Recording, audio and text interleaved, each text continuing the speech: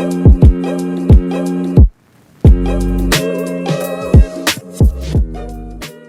guys, welcome back to Talking Shirt, where we basically just talk shirt all day. Today, I've got my buddy Tagwa. He basically got his photos in the background, so if you want to take a sneak peek and check out his amazing work that he's done in the MLS and across the US and Canada. Mate, it's nice to finally speak to you. How are you doing? What's up? Man, yeah, shameless plug, but it is what it is. Nah, man, I'm good. I'm hyped to be on here. I told all the homies that I'm coming on this show. I got some new kits for it specifically for this show, so I'm stoked.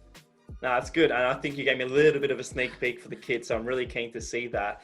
Now, what are you doing? I know I'm in lockdown, so when this episode comes out, hopefully I'm back into freedom and I can smell the air. But what are you guys doing? Where are you based at the moment? Yeah, so I'm in Vancouver. I'm based in Vancouver now. I used to be in Toronto. But yeah, I'm in Vancouver. I'm just waiting. The team, they were in Orlando, so they were doing the MLS is back. Came back. They had to quarantine for like 14 days or something like that. So I'm just waiting for them to be out of quarantine, and then hopefully I can head back and start shooting some, at least training. It's weird. The MLS announced like a schedule, but they were like, oh, every team except all the Canadian teams have a schedule. That's coming out later. So we have no clue, like, if I'm going to even get to shoot any football this year. So that's what I'm doing. I'm stressing. It does suck. I can just imagine. But, like, I did see that MLS is now announcing some games for the continuation of the season. But, like, it's pretty strange. Like, I don't think the US or Canada – I think Canada sort of done the COVID, in a pretty powerful and strong way, but the US MLS, I just can't trust having teams come to the Canadian states. I think that's the biggest problem. And that's the biggest problem. Our government's like, you guys can't come in, and the government was like, so then the teams were like, can we like leave, play away games and come straight back? And they're like, no, like you can't go back and forth like that. Away, like the American teams can't come into the country. So it's I have no clue if I'm gonna get to shoot any soccer this you and me both. You and me both. City's still in Sydney, and hopefully when this episode comes out, we're crowned champions or something. But I know it sucks not being behind the camera. But look, I love your work, and we got to chat a couple of weeks ago. And I think something about your work that I love is, you keep it so original. And every time I see your work pop up, either if it's on Derby Mag or any of the sort of football blogs on the social media at the moment, I know it's your work. For anyone watching, your work basically can be found as Shuttlesworth. Can you tell me about the name? Like, what is Shuttlesworth? Yeah, I mean, it's pretty self-explanatory, but also the reason and how I got it. I'm a rambler, so I'm gonna say this to all the people listening now. I'm sorry, but yes, Shuttlesworth. It came from a movie where the actor acting name was Jesus Shuttlesworth, and I watched the movie, and then like this was like 4 or 5 years ago, and I was like, that's it. I've been bouncing around names previously. Has a bunch of names I won't even say. They're just so bad. But yeah, Shuttlesworth, I came up to it and I told like a few of my friends, family, like, that's it. That's the one. So that's been it. That's perfect. I think when it comes to an alias name, a lot of us, the creative people, we like to have that different alias. Like we want to be known by a name, but also a secret name. But looking at your work now, how did you start Derby Mag? I know when it comes to you working with some of the MLS teams, but let's talk about Derby Mag. What is Derby Mag? Yeah, Derby Mag's my baby, bro. Derby Mag, that started, we launched officially September 15, 2019. I remembered that. But Derby was something I've been kind of thinking about since I was in university. I graduated in 2017. In my final years, just like I started shooting sports, started shooting soccer, and then a few years after I'd been able to shoot with Copa 90 and like Soccer Bible here and there, because I'm based in Canada. And the only problem was they didn't really I'd be like, oh, this is happening. And they'd be like, oh, that's cool, but it's not really the market. So I was like, well, I'm just going to create the market out here. And that's kind of how I started Derby, because and it makes sense to them, but unless it was like Alphonso Davies or the MLS Cup 3-4 years ago, they didn't care. You can swear, don't worry. All right, man. No, understandable. And when you say that, that's exactly why I like your attitude with Derby Mag, because like I said in the past with my thing, we had to start with my mate, the Turf magazine, because there was no one else that giving us work. And what's the best way of getting work as a creative is by making work. So Exactly. I think by starting Derby Mag allowed you to grow your own personal network, but gave you opportunities to go and take the camera. So what was the first thing you shot, like without Derby Mag, but also with Derby Mag? Do you remember the first football game? The first football game I shot, yeah. I don't remember the first. I remember the first thing I've ever shot, like that. Whereas actually, like I thought about how I was gonna shoot it, but I don't remember my first actual football match. That's bad. Don't worry, we don't all remember the first football match. I'm trying to think now. Because it's funny because it seems like every moment of Alphonso Davies, and you post and Hallie like you're the first one there and everything. But like, and before I get in too much, Bo, I understand. He's Vancouver. I'm Toronto.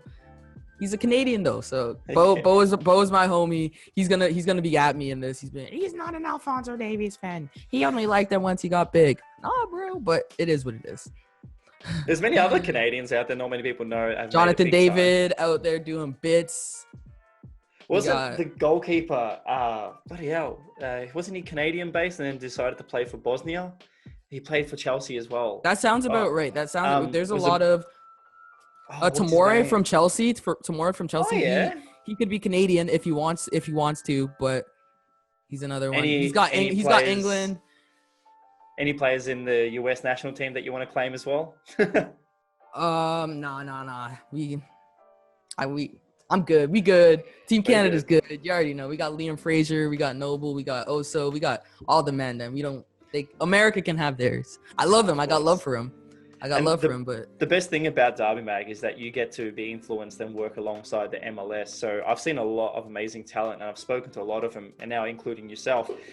With Derby Mag, like, tell me what opportunities you've had, like, working with the MLS. What else have you done for them with it? Yeah, I was really lucky. I got to shoot the MLS Cup in the first season, in the first year of Derby Mag opening up.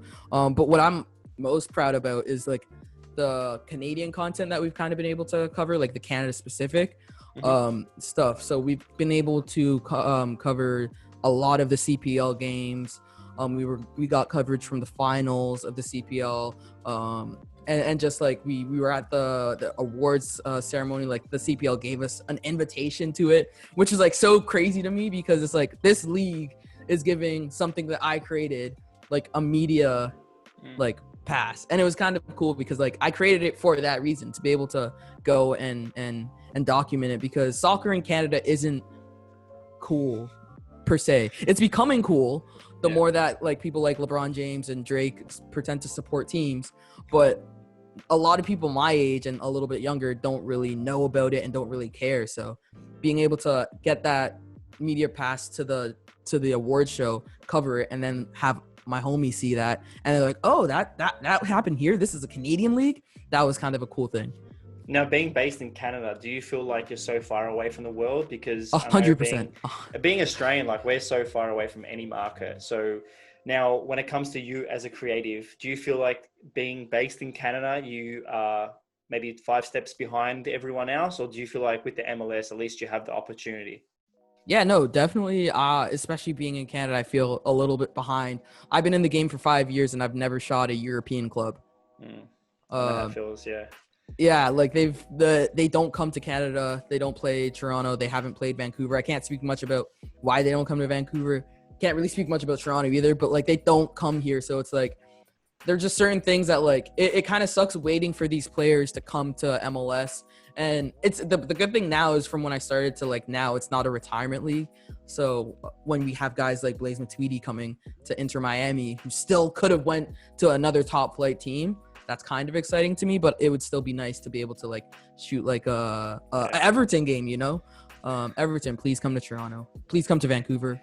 It's funny you say that, because like we're lucky in Australia. We've had Liverpool, we've had we're meant to have a few more teams. I think even Everton, we've had Newcastle United. Like we've had a lot of teams come down here. Even the Champions sort of cup that we had with Ronaldo, was Real Madrid, Atletico Madrid. Yeah, if we had a few teams come, but now I think you've had a great opportunity though to work with like say Toronto and Seattle because both of them have won championships or had Vancouver. successful. Sorry, Vancouver, but even Seattle. Yeah. They've was Seattle the recent winners or last year's something like that? Seattle was the recent winners. Yeah, they were the 2019 We had an Aussie winners. playing for them, Brad Smith. Oh snap. Yeah. Shout out to all the Aussies. Yeah, I shot that game. I shot that game for Derby Mag. And then I also shot it for Waking the Red. Kind of double dip there. But no, it was like a crazy experience. Just being able to, again, like I said, Canada in soccer, it's a developing thing. So you're not gonna get a game in Canada with more than, well, maybe if BMO gets extended, but right now you're not getting a game that has 50,000 people in it. So being at that game and seeing that many people cheering and excited for North American football and being able to cover that was awesome. So Canada has 3 teams in the MLS. Is it Toronto, Seattle, and Vancouver? No, Toronto. Seattle's American. Toronto, Vancouver. Sorry, it's all okay. No one cares about the third team. It's Montreal. Yes, in part, yeah. But see, Montreal has a really French influence, don't they? Yeah, Montreal. Yeah, they speak like French fluidly. Like it's like their social media is full French. Everything is French there.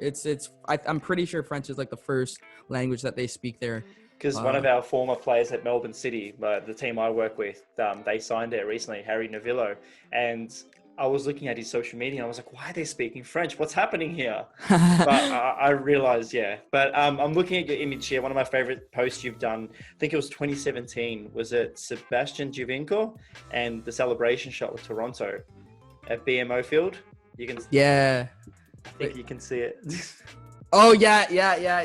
Tell me about that moment, his celebration. Now, tell me, being a photographer, do you love the energy that, being behind the lens when a player celebrates or anything like that? Do you love that energy?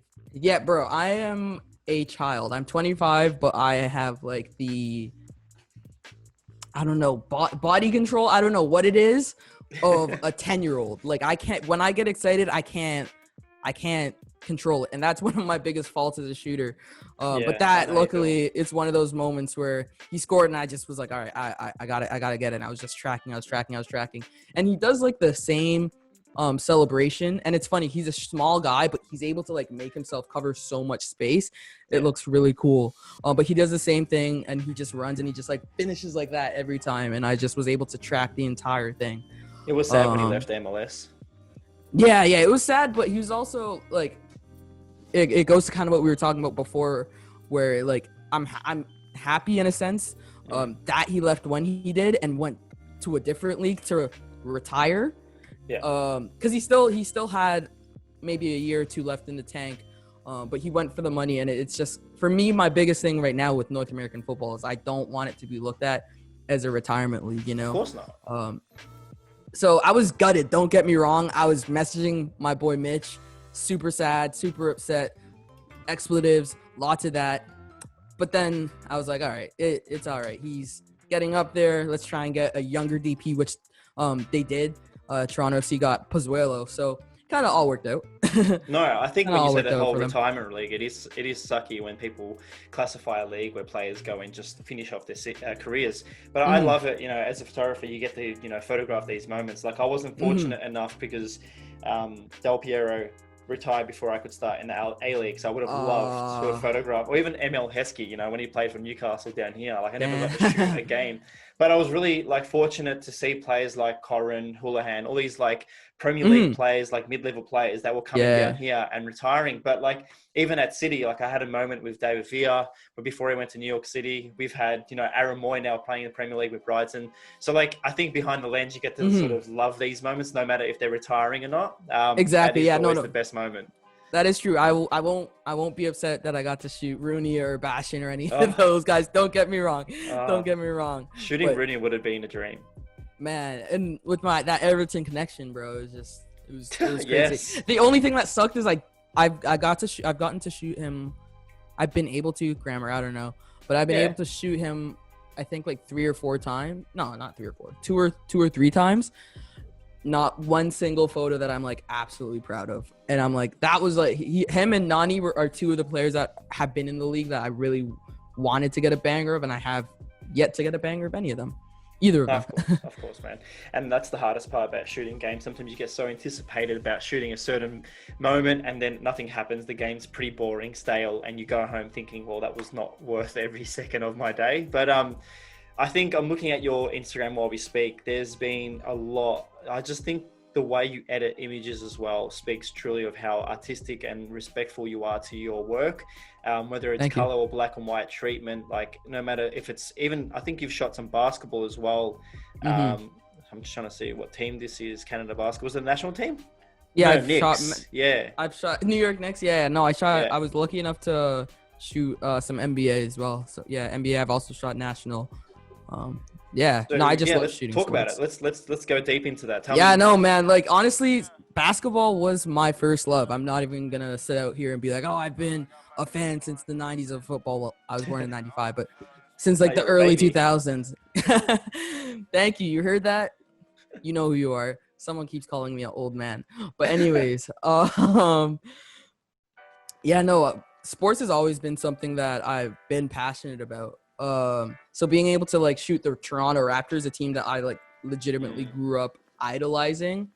I remember when I told my dad, Dad, I'm gonna shoot the Raptors. That was the first moment where my parents kind of were like, oh, you're a photographer now. Like I could tell, like, you know how like, because the soccer's not big here. So telling my parents I want to pursue a career as a North American football photographer, they weren't. But when I shot Raptors and all that, I was blessed, man. Did you get a lot of pressure from family to be like pursuing a career in life, or even me being European background, my parents were like, my dad was pretty chill, but my mom was like, you have to become a doctor. Did you get any pressure that? Yeah. So my sister's a lawyer. So we'll start it with that. My older sister's a lawyer.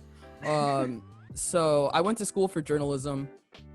I kind of finished that. Like I wanted to drop out because I started taking photos and I knew this is what I wanted to do. But my parents were paying for my tuition, so I could never do that. But I finished my undergrad and I was like, all right, I am done with school. Like, Mom and Dad, thank you for paying for that. Thank you for giving me that education. Never doing school again. But like my first year, especially out of university, out of my undergraduate, my parents were like, so when are you gonna go back to school? Maybe teachers college, maybe real estate, like something, just always pushing. Real estate, come on, guys. Yeah. No, it's real estate. Real estate's a moneymaker, but it is. As my a parents, person, you can make good money from it. Yeah. So my parents, like for the longest time, they just didn't see photography being like an actual job. And my parents are African, like they're Zimbabwean, as you see the flag. So for them telling my parents, no, I'm like done with school, done. Even like to this point now, I'm like, I'm not going back to school ever. Like unless I like absolutely have to, I am done. I suck at school. So that was like a hard conversation with my parents for sure. No, it is. Look, telling your parents that you want to pursue something, like when we have our children of our own, we're going to understand it in our own way and be like, shit, Mum and Dad were right. Like the pressure of understanding maybe we'll be different and we'll be like, you don't need school. Do whatever and then our kid's like, but I want to do my homework. I'm like, no, come play outside with me. That's going to be me. Come on, COD. Come on, FIFA with me. Come on, just enjoy your life, you know? No, understandable, man. Understandable. I think it's tough no matter where our parents come from and the sort of livelihood they have had. Funny enough, I watched the movie with my wife last night, Seth Rogen's new movie, shout out Canadian gentleman right there. The American Pickle. Prepping for this interview. Yeah. Have you heard about American Pickle? I'm going to be honest. I am not a movie guy at all. Come on. So I watch so many sports. I watch so much sports. I can't add movies to that. Mate, being in lockdown, I've watched every movie. Don't worry. But about American Pickle. So it's about, living 100 years ago, working so hard. And he made a promise to his wife. He's like, I'm going to make sure our family bloodline is going to be like famous and wealthy, and then he gets preserved in pickle brine for like 100 years. That's like the big pun. And then he gets woken up 100 years later, and his great-great-grandson finds him. They connect, and then he's like, oh my god, you've got so much wealth. But he's an app developer, and it's funny, like it's what I'm trying to say is like back then, like wealth was like having like 2 pairs of socks and stuff like that. Yeah. And then now, like we have everything, you know, like I've got all these jerseys, and to me, they're just like a part of. We're winning. It's about materialism and stuff, but I think when it comes to our parents and looking at how successful, you get me, and then like, bro, we don't even need to parents- talk to any football. You just opened up another dimension. But like our parents probably think like, oh yeah, they need to go hard work and do it. But we're like, we don't have to work hard. As long as we work smart, we can always pursue a career. That's what I always say. It's like I'd rather enjoy the hell out of whatever I'm doing, and make money than have to like my sister. I'm gonna use this as an example as a lawyer. Like, love her to death, but like she loves reading, and that's just something I don't enjoy doing. So I can't do. I'd rather, like, even though yes, being a lawyer, she makes way more money than I'm going to make. I like can take photos forever and just be completely happy. Exactly. Make like and you know, but I've never thought of it that way, where it's like to like back in the day, 2 socks meant you're wealthy, and like for us it's like kits. I bought kits specifically for this show so I would look good. No, honestly, like I've got one. I have too many socks. I know we're talking about socks right now, but like when we think about it, we forget the position we have with our jobs. Like, you know, yourself looking at your work, like you've had amazing experiences, and we forget about how, you know, much we've done over time. And even having Derby Mag, I think you've inspired a lot of young kids to become creative. So that's a big shout for you and the hard work you've done. I think, look, again, Derby Mag is going to grow, but let's talk about like your personal sort of gain in a sense of a creative person. Like I see in your page, you've worked with the MLS. How did you connect with the MLS? That's a big job there, man. So congrats on that. Thank you, bro. Thank you. Yeah, no, it's just a blessing, man. I got lucky. So the MLS has what's called the Creators Network. And it's just, they have creators at each team, and well, not each team, but their goal is to have creators at each city to help just come up with good hard storytelling visuals. So they had someone in Toronto. They hired him last year, and then they were looking for someone in Vancouver. And while I was in Seattle, actually, it was hilarious. I was shooting, and my buddy who was on the network he's still at Andrew Harris. He's the Toronto FC network guy. He was just bringing me everywhere because he's like, these are the people you need to be around. So I got to introduce them, and they're like, yeah, we're going to Vancouver tomorrow to try and find someone from the network. Do you guys know anyone in that area that would be interested? And I'm like, oh yeah. They're like, who? I'm like, me.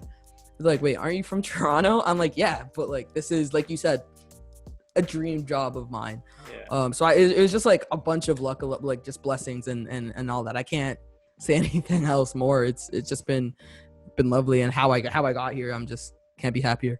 Of course. And I think we always forget like how lucky we are, but we know we've worked hard to get to that spot. Yeah. And it is true, like sometimes, you know, we forget, but we love doing the jobs. And now being in lockdown or having this situation with the pandemic, we realize how fortunate we've been. So yeah, like how is the MLS now? Like I know you're waiting for them to come back and quarantine, like as we spoke, but you know, what's your future goals for Derby Mag and being a photographer behind the scenes at, you know, MLS games? Yeah, no.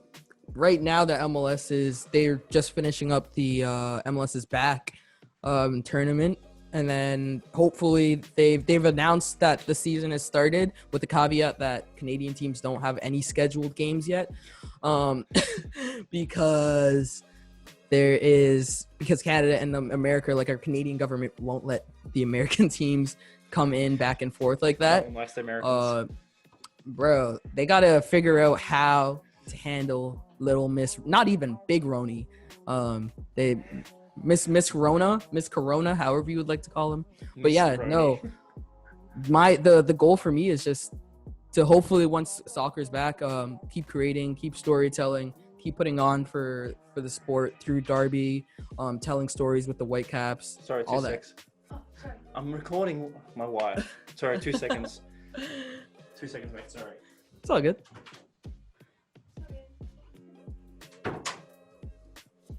That's the second time she's done that this week. Hey, bro. Reasons why I'm still single. Sorry, 2 seconds, and then I'll start you again. All right, go ahead. Go again. Oh, I was talking about... Oh, yeah, storytelling. So, yeah, I'm just what I want to do moving forward is just keep telling stories of North American football, whether that be through Derby Mag or through my job with the MLS and telling stories in Vancouver, because like I said, there's a lot of stuff that happens, a lot of great stories beyond Alphonso Davies and Jonathan David that are the only people that you guys hear right now, for now. Yeah. So yeah, just helping tell those like little Sunday league, lower league team stories, and even some of the bigger names that are big in Canada and deserve that media attention but aren't getting it. So yeah, that's what I want to do. Yeah. Do you think the Canadian Premier League, or whatever the league's called, needs a bit of attention? Like, I don't hear nothing about the Canadian League. Yeah, and I'll take Derby that. Mag can do. Yeah, I'll take that on the chin. That's something I really wanted to do this season. Actually, we actually had shooters on almost every team, shooters in each city of every team this year, and we were ready to fully focus on giving that its coverage, because, like you said, no one knows a lot about it. We covered it a few times, but not a lot. So we wanted to this year really focus on those games, those teams, and we have a great relationship with the CPL media people too now. So just want to keep that going, because yeah, it's a league, it's a great league. Tristan Borges, the MVP, signed to a Belgian second division team, and then that team just got promoted to the first division. So it shows that it wasn't he's not a slouch. So yeah, that's one thing I take personally. One thing I really want to do is bring more awareness to that, so that you and other will grow with Derby Mag. Yeah, and it will grow with Derby Mag. You know, if you document a certain player's history, like if you had the start of someone on Derby Mag and then continue document them, and then you become friends with that footballer, you never know, you might be able to go there and document a lot. Exactly. I see that a lot with photographers across the world. I think one that I really like his work is Kieran, who's based in London. I'm not sure if you follow Kieran's work, but he's basically good mates with like Jonathan Panzo and a few of the other young kids that are playing across Europe. And I'm like, he's created this relationship with these athletes through brands like New Balance and Nike. So I think when it comes to Derby Mag, there is a potential that you lot can document a lot of the Canadian players and see where the future goes. Now I'm looking at your work again, and even in the background there, Alphonso Davies has done a big thing for Canadian football, you know, the big step. But I think as a creative yourself, I think it's a big thing that Derby Mag can do to promote Canadian football, but also Canadian creatives. Yeah, no, that's like I said, we're a football magazine. We'll focus on the MLS and the big names of Alphonso Davies. But yeah, we want to bring on more young creatives who have that passion for football, just like us, to kind of help storytell. We want to tell the stories of Liam Fraser coming up, the Theo Bears coming up, all of those guys who I have like a personal relationship with.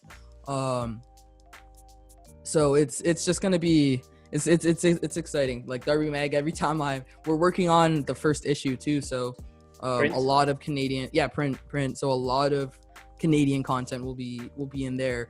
But yeah, hopefully, I guess in 2021 there'll be a CPL season that we can get all of our Derby shooters out to and more.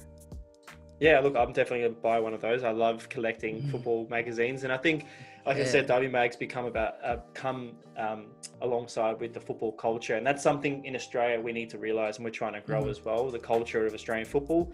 I'm a huge fan of Derby Mag, and I think, like I said before, with your work, is there anything photography related that you'd like to say? Anything that any viewers that want to become football photographers or even sports photographers, any advice you'd like to give them? I know it's a tough question. I mean, I think I'd just say, just keep shooting. Shoot until the doors you want open up. That's kind of what I did. Sure. And yeah, don't let anything stop you, man. No, that's a big a big and good segue to the next part. And I think we spoke about this prior to the chat. It's something, when it comes to football, we are fortunate to use the platform to tell a story, but also a message. And I think in recent times, we have gone through not only the pandemic, but we sort of need to make it social and people to understand that there Two is pandemics. yeah, literally. And like one thing that people don't realize, and I've had a lot of fights with people that come up to me and say, why do you support this? I'm like, look, I support it because I know people affected by it, and I want to make sure that my voice is heard, so their voice is heard. Now, tell me, let's talk about Black Lives Matter. I think the MLS is back, has done a lot of good things for promoting this, and some of the people you've worked in the MLS creative crew, I think was Bysith and all those fellas. They've done a lot of projects on it. Let's talk about it. Tell me, what are your thoughts, and why do people need to wake up and get on board? Yeah, no, it's a lot, man. It's definitely something that should be documented and talked about. And I'm so hyped and so happy that at what like all the homies ended up doing in Orlando, Stith, Jared, Devin, Eric, all of them putting that together for the Black community, because it happens, and without Black culture, the game of football would be non-existent. There would be a part missing from it, and it's so important. And to me, it's like more so than just like seeing the people on the field, but I want to see more people on the sidelines, that look like me. More people on the sidelines that look like me, because there's been many times where there was a time last year, actually, I'll tell it real quick, is I was going to a BMO, I was going to a TFC game to shoot, as I had been doing for the past 3 years. And I guess someone must have gotten in sick, and one of the securities was different. And I come through the media entrance with my camera bag, like my Pelican, not a Pelican, but like a camera bag, a backpack, tripod on me. Like you could tell I'm or I think you could tell I was media. And the guy's like, oh, you can't, you're not able to come in here. I'm like, wait, what? He's like, this is media. This is media only. I'm like, what? I have the pass. And he's like, oh, you didn't look like media. Oh. So it's like it's stuff like that where it's like there needs to be more people. Exactly. Like, what does looking like media look like? Anyways, like a media true. person. So it's that's why I'm been so passionate about it and sharing information on it on my channel, because it's something that has personally affected me as a Black male, and I don't want that to happen to my little 2-year-old niece, or my any of my nieces or nephews who are growing up. I don't want them to grow up and have to be this angry all over again, because it's something that's very annoying. And I'm happy the MLS has done what they've done so far, but I still think there's a lot more work that needs to be done. More Black officials, more Black head coaches, more Black journalists, all of that, and more females, more women of color, more people of color in general, because it's just one dimensional from the most part. I forget, someone tweeted a picture out of the Women's World Cup. Oh, Nikita, I think it was. Yeah. I think it was Nikita, and it was just a photo of like a pit of photographers, and they were all you can say it, don't worry. White, middle-aged white people. Yeah, I agree. So it was just like it was just not what you wanted at all. What I wanted to is not only be an ally, but also be a friend. So I do agree, going to some of these games in Australia, but also when I went to a few national games in Australia, it's basically all the media scenario at the moment is that it's completely white. And it's pretty like much, they're all 40, 50 onwards. And I'll get to that age myself, but what I want to do is when I get to that age, I want to be able to look around and see people of every ethnicity, but also, male, female, whatever gender you classify. But I think what it is, it's not just about saying, let's get everyone of everything. It's about giving the creatives a chance, no matter what background. Exactly, no matter what they look like. Yeah. It's like, I don't want to be questioned about who I am without even looking at my work. That's the thing. Exactly. Whether you're of African heritage or female, I think it's just accepting that there is a big problem in the media industry across the world where it is basically just the middle-aged white people. And it sucks because, like you Yeah. said, when you get questioned, you just feel guilty. You're like, what have I done wrong? And I think, again, you speaking about it will give, like you said, your niece an opportunity. So is it really bad in Canada as well? Or do you think it's just Yeah, man. becoming... It's like, it's people will, and it's not every area is different, obviously, and every situation is different. What's happening in America is wild. It's uncalled for, but there's still stuff happening. Like I said, my story at BMO Field. I'll be walking on the subway and people, like old white ladies, will clench their purse when they're walking by, and it's like, God. I'm not like I'm not. I don't want to do anything. Like, I have no issue with you. When I'm growing up in high school, I couldn't get a job for the life of me in my heavily white little town because my name. I'm convinced of it because people couldn't pronounce my name. People who had like less of a resume and whatnot for whatever resume you could have in high school would be getting jobs over me.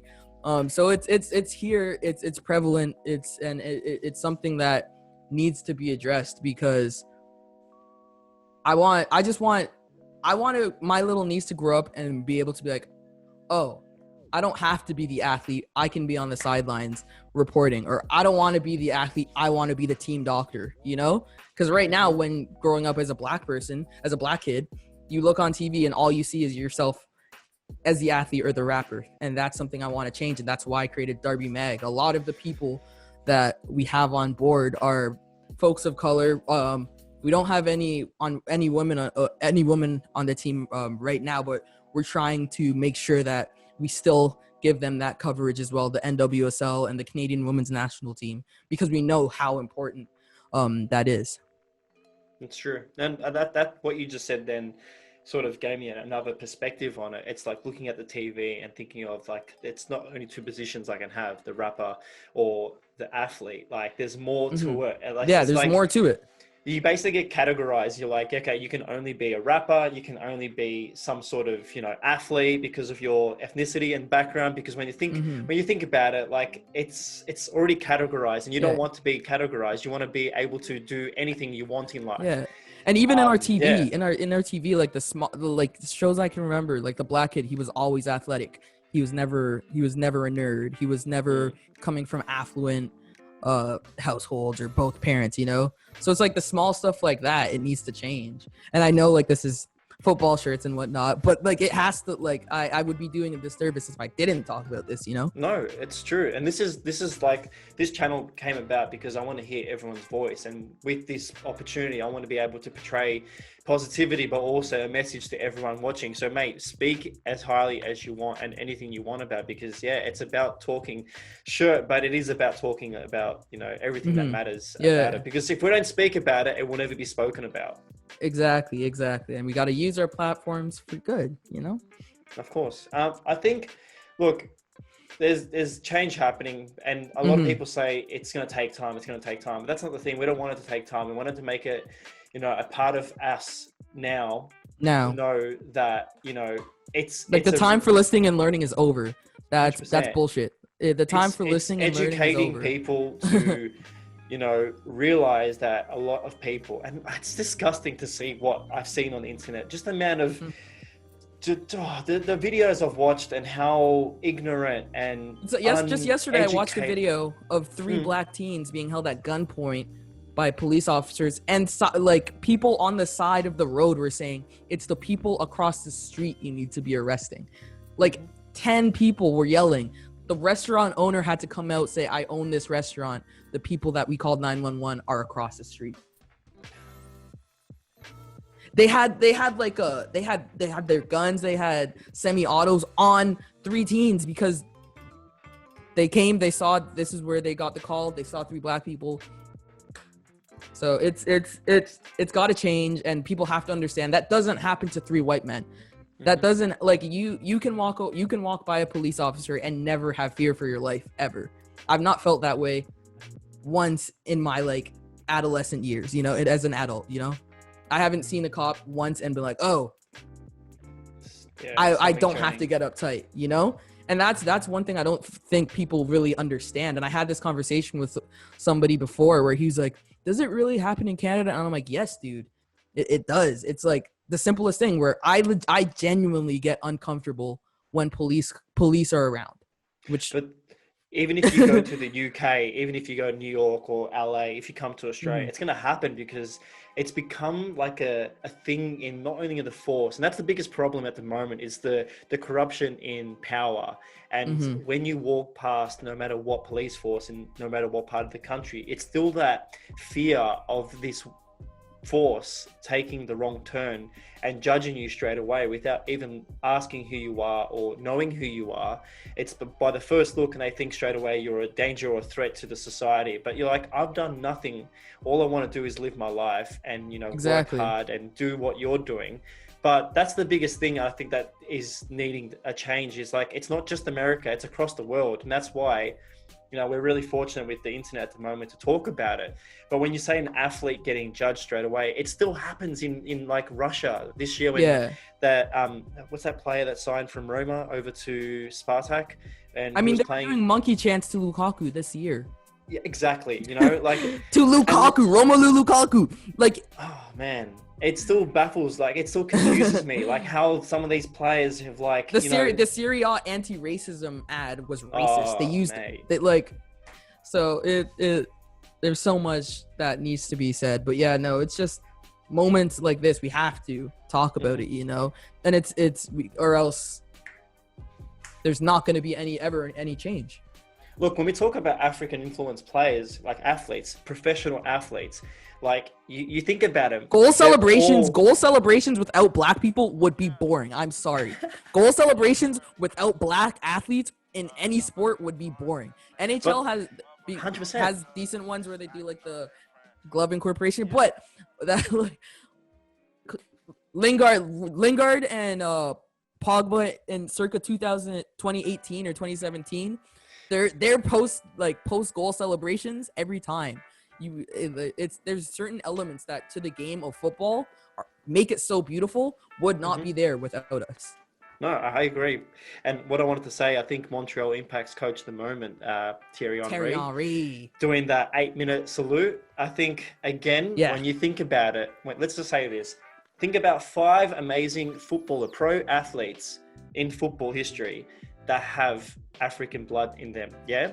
And anyone out there, let's just say a white guy will not recognize him as an African athlete player. They'll just think, oh, he's a footballer, but then still be racist to someone else. And that's what pisses me off. It's like, you idolize these players. You can't do that. Yeah. You can't, like, that's the thing. Like, you can't say, oh yeah, I like Thierry Henry, but then I don't like this kid because of his skin. You get me? Like, you need to realize you're idolizing this guy. You gotta make sure that you give the same respect to the kid next to you, because he also has a dream. She also has a dream. So that's the thing. Like, when you think about it, let's mention 5 players. Like, you got Thierry Henry, you've got Anelka, you've got Mbappe, you've got players like these who come from African roots, and they've had to move countries because of like the hardship they've lived through, and they've played for another country, and then to get abused and racially, it's just Bob Marley said it best, bro. Stolen from Africa, bro. Like, France's entire team France wouldn't have won the World Cup recently if all those players didn't leave their families, weren't forced to leave their African countries to go to Europe, which is better, like Pogba, Conte. You want to tell me N'Golo Conte is Mendy?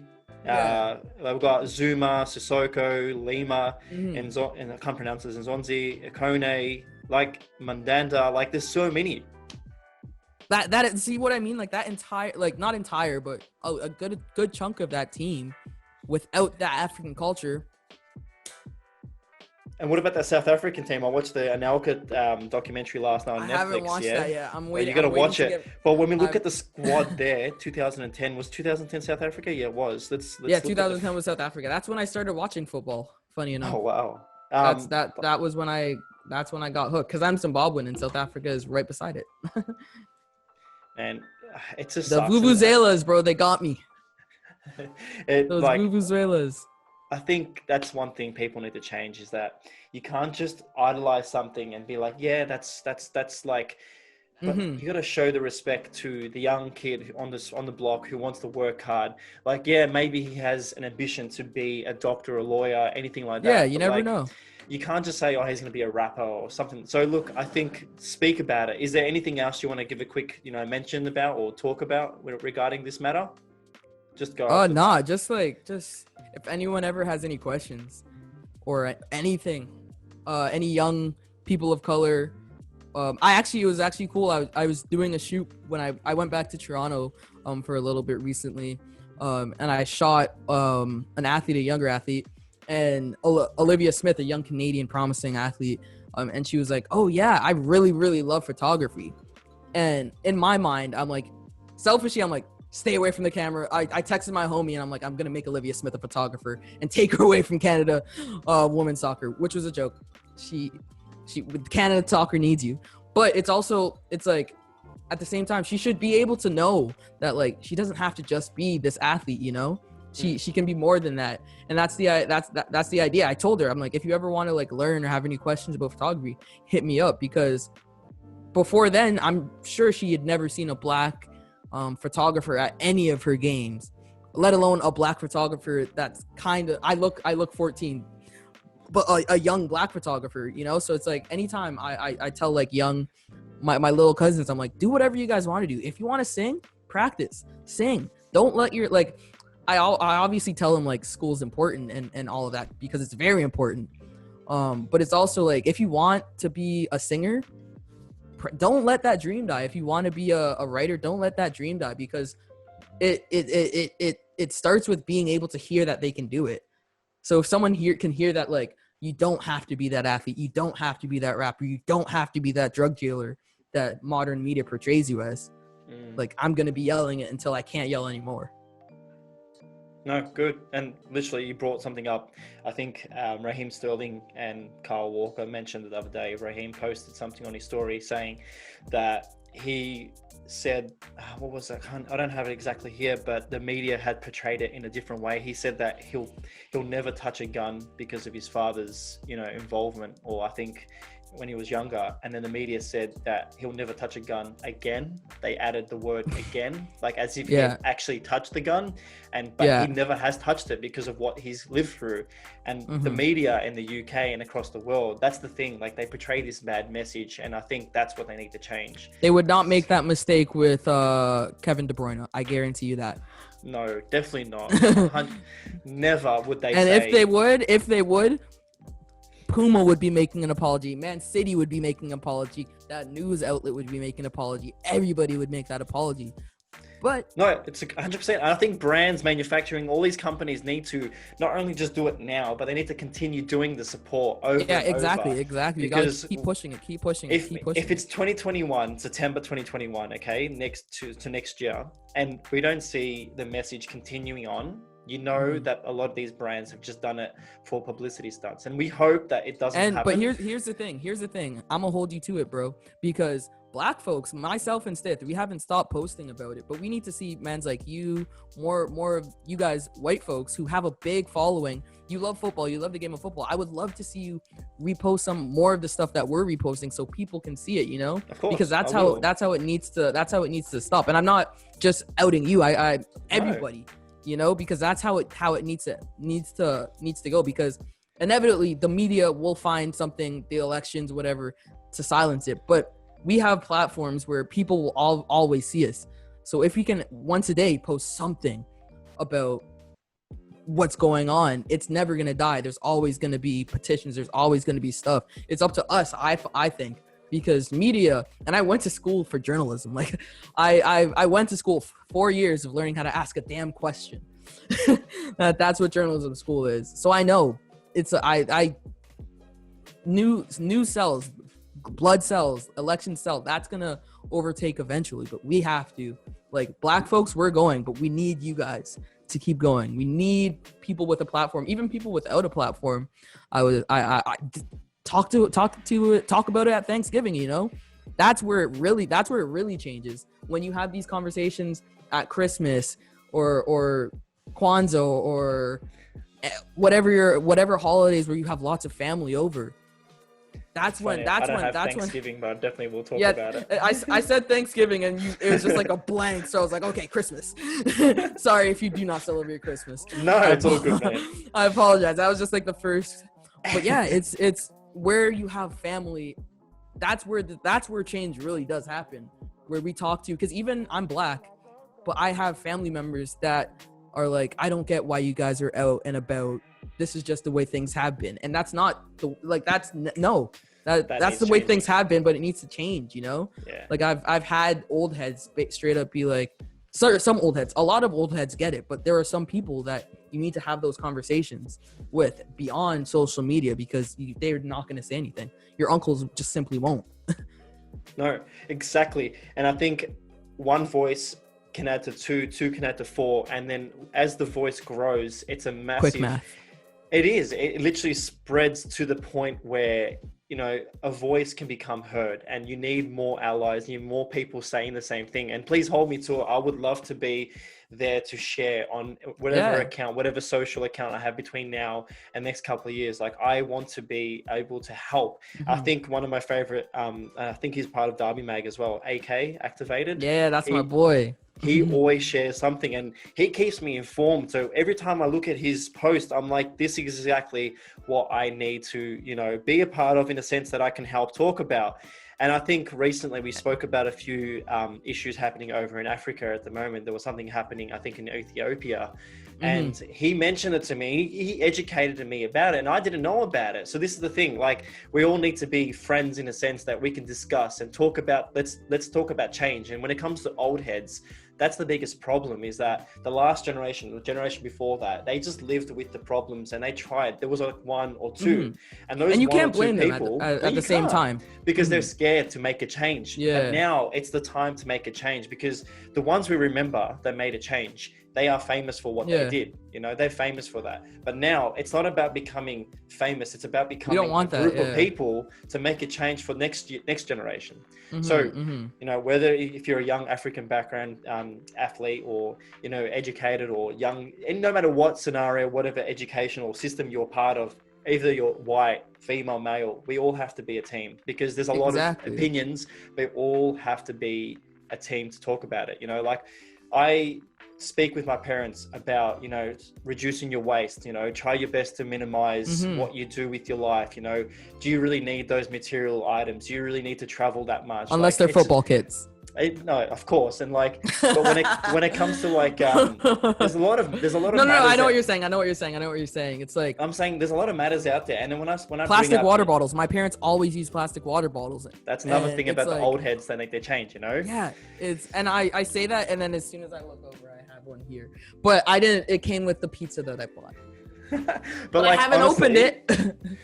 But like my parents will buy like the 2-4s of plastic water bottles. And it's like, but that's the thing, like it's our job to educate people and help people understand that there's not only one issue when it comes to, you know, Black Lives Matter. It's not just the work, it's not just the respect. It's about giving, you know, the next kid an opportunity. So no matter what we discuss, it's not just about, you know, the matters in the world. It's about helping everyone else who doesn't know why this movement is happening. It's to educate them and to spread the word to their friends without doing the hard work. You know, it's all going to happen over time, but we need to do it now. Otherwise it's never going to happen. Yeah. And we just got to keep pushing, keep talking about it, and change will come. Change will come because it's not going to come fast, but we're ready. We're here. We're not going anywhere. That's the last thing I'll say. I'm not going anywhere.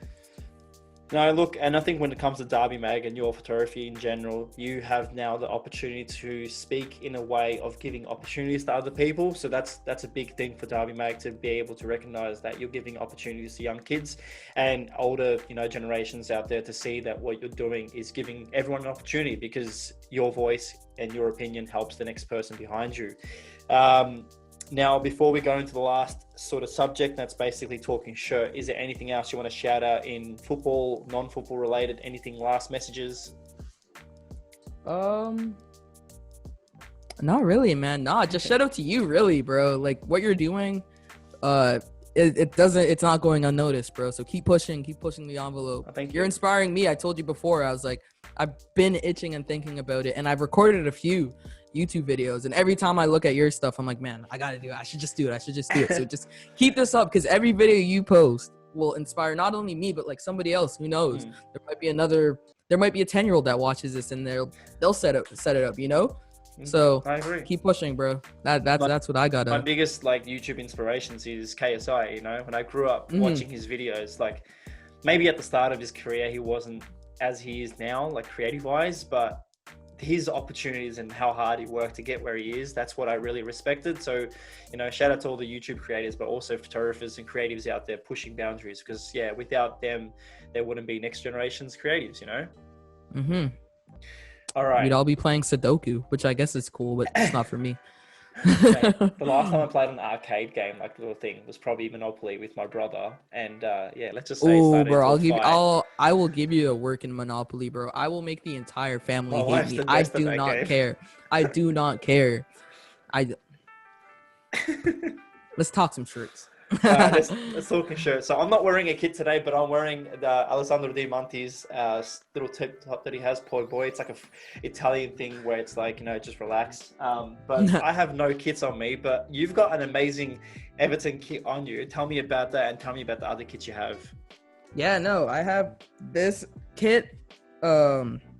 This is an Everton kit. Liverpool has always been blue. But Everton also at one point, this is a 1992 kit. It was, yeah, we wore red. So I really like this. I saw this and I was like, I have to get this. Yeah. And my kit obsession has only recently started, like the past, I'd say, year and a half or so. No, you have a lot to do with it. You have probably like pushed it full-fledged onto like, all right, every paycheck, $90 goes towards a kit. But sorry about that. But no. So yeah, this isn't my favorite kit. I really like it, but yeah, I have a few other kits. You want me to show Let's them? Go. So I got this. This is the one that you can see the colors. The Ajax Champions League. Like the details on old school jerseys are amazing. I got this one recently as well. And then I have this nice. I saw this one, a Leeds kit. I'm not a Leeds fan at all, and it's not even really the kit, the colorway that got me, but it's this ASIC sponsorship. It just looks so fire to me. It is. That's a good shout out. When it comes to football kits, people get attracted not only to the team, and again, when it comes to football, like I'm a United supporter, I work for City, but I can still collect kits. And exactly. That Everton kit you got on, I definitely would love to have that too. Man, Classic Football Club, man, that's where I got it. Or Classic Football shirts. Is where I got them from. What did you say? Classic Football Club. Don't stress, mate. Edit that. Yeah, I speak before I think. And then my favorite kit ever is the Zimbabwe national team. They wore this from 2006 to like 2010 or something like that. And my dad got it for me actually in 2010 when we 2010 or 2011 when we went. And I was like, I want a football kit, and he got this for me on the last day that we were there. And the funny thing is, he got this for me when I was like 14 and like 4'10", and he got me an adult large when I was 14. I was so upset with him at the time. I was so upset with him, but now like I love it, and I kind of regret it because like 2-3 years ago, I used to play in it all the time, and it's gotten mucky and it's gotten dirty and all that. So now I don't want to get it dirty anymore. But yeah, no, this is my favorite kit. I have a few more kits, but they're far away. I got a few Everton kits. Got a Celtic kit that I really, really like. Yeah, I got a little collection. Nothing like yours yet, but this is more than a collection now. It's an obsession. I need to sort of calm down now. No, it's a investment. It is an investment. Thank you for telling me It's that. It's an investment. Gives my moral pleasing now. I feel a bit much more comfortable. I think with the You know, Zimbabwe flag behind you, I would love to see the kit having that V with the stripe down the colors. That would you know, actually be a good shout. that would be wild. Yeah, the Zimbabwean jersey honestly aren't anything special, anything nice that I've seen. Even like the ones in the 90s, but Zimbabwe's not really a proper footballing country, so we don't have the likes of Nike and whatnot really caring about us. But no, that kit is probably my all-time favorite that I own. I'm gonna quickly search up the Zimbabwe national team. But yeah, when you say about that, like it's good to see that Nike does something with the Nigerian team. Yeah, Um, man, it was perfect because like the Nigerians are just the most outrageous and wild African like country and people. One of them, and I'm gonna Big get in so influence much trouble on. for saying that. They're just so extra. They just know it. So it was just really cool, and the jersey just fit. And like the Super Eagles is like such a hype nickname for a national team. Well, you got one Zimbabwe player who plays at Aston Villa. His name Yeah, is we got it. Marvelous. Marvelous. Yeah. Nakamba? Nakumbi. Yeah, Yes. Nakamba. And then there's a player on Leeds. There's a Zimbabwean lad on Leeds. He's 23. We have a few players. I think There's we have Leicester like City two. as well. Admiral Muswaki. Musqui. Sorry if I'm pronouncing. You got Olympic Lyon player Tino Cadwera. Yeah, we have. They're everywhere, man. Bro, I'm looking at. Oh my god, I'm looking at the Zimbabwean league. Bro, the Zimbabwean league. What is this team's name? Bro, so I don't even Chicken know. in FC. Bro, oh no, bro, Chicken Inn. Oh my days, fam. Chicken Inn is like KFC, bro. Wait, but why is the club called Chicken in FC? Hey, bro, there's no rules. There's absolutely no. Wait, I gotta rules. see this. I gotta see the league team names. Oh my god, that is the best. Oh, I didn't know they had a Chicken Inn FC. Zimbabwe Premier Soccer League is the Yes, top sir. professional division in Zimbabwe. Started in 1980. Number of teams 18. Okay, so there is the Black Rhinos. That's a good name. Dynamos. Oh wow, Highlanders. Highlanders is my dad's favorite team. That's good.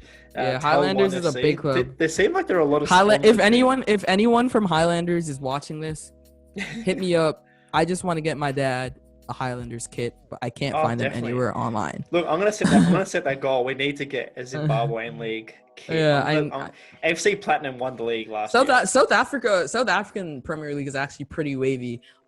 It's very respectable. There's teams like the Kaiser Chiefs. That's my favorite. I've got a Kaiser Chiefs kit here. Yeah, I've seen it. Their kits are fire. Orlando Pirates also have another. Ooh, Like the they got a man. really good Nah, collab with Kith.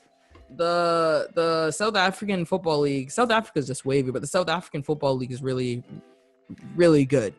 I'm setting a goal for myself to go shoot some games up at Kaiser Chiefs or Orlando in the future. So we definitely probably have to do that as a duo, okay? Man, trio, because me and Stith want to do it too. Yeah, let's do it. let's just. Hey, South African Premier League. Let's Coming for you. hit us up. We No, just want to definitely. help. We just want to talk. Well, look, when it comes to being creative, it is amazing to have people like yourself in the world, because not only have we spoken for an hour about everything in football, yourself as a creative and everything that matters, because yeah, I'm so grateful to have friends like you across the world, because I know in the future we can do future episodes, but also collab and work together, and hopefully, you know, we can work together at South Africa or wherever we else want to go. Mate, I enjoyed our chat. Is there anything else you want to mention before we close up the conversation? Oh man, just again, huge thank you for having me on, bro. Super excited. I was able to finally wear some of these kits, talk about these kits, show these kits. And just yeah, like you said, check out Derby Mag if you want, if you're interested in it. But other than that, no, that's all, man. Thank you. No, anytime. Look, for everyone watching, I'll definitely have Tagwa's Instagrams, Derby Mag Instagram, and anyone else here who wants to shout out. If there's any sort of other, You're gonna have to put it right here. I'll put on the thing. If there's any petitions or anything else you want us to sign to make someone else's life a lot more easier, any sort of movements or anything like that, please let me know. I'll definitely put them in the description, of course. Yeah. When this story goes live, I'll also make sure I can do a swipe up feature. Mate, it was wonderful, not only educational, but also a great time to have this chat. I look forward to working alongside you, but also in the same continent. It was wonderful chatting to you, mate. I'll definitely have to speak to you soon, all right? Thank you, man. Thank you for having me. Thank you, buddy.